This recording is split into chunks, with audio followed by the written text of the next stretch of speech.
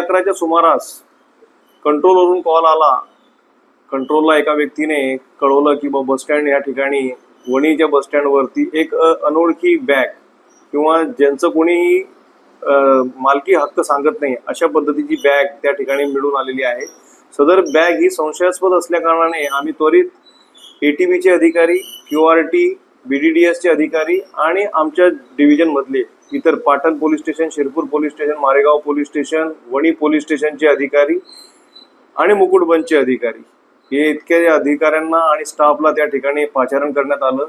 आणि ह्या अधिकाऱ्यांच्या संयुक्त अभियानाद्वारे त्या ठिकाणी मिळालेले अनोळखी व्यक्तीची बॅग किंवा कोणी क्लेम केलेलं नाही अशी बॅग आम्ही त्यामध्ये असलेला बॉम्ब हा डिटेक्ट करण्यात आला. आमच्या अधिकाऱ्यांकडनं डिटेक्ट करून त्याला डिस्पोज ऑफ करण्यात आलेला आहे.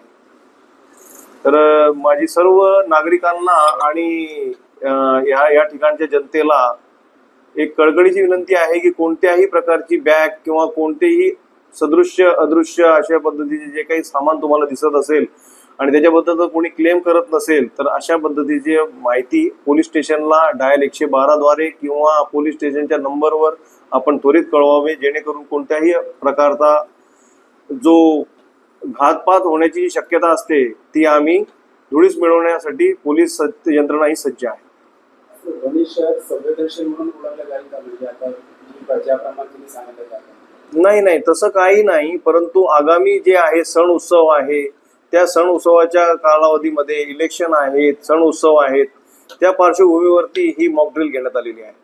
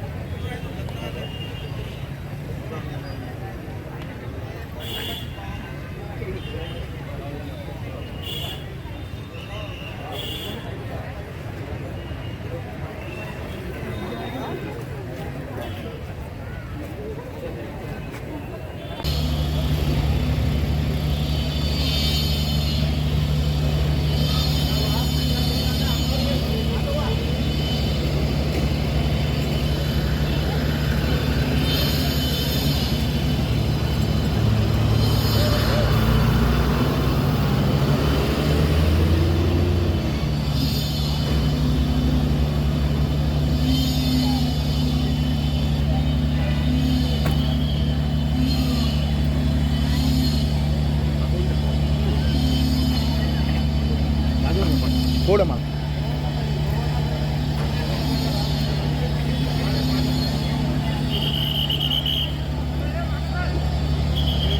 मागे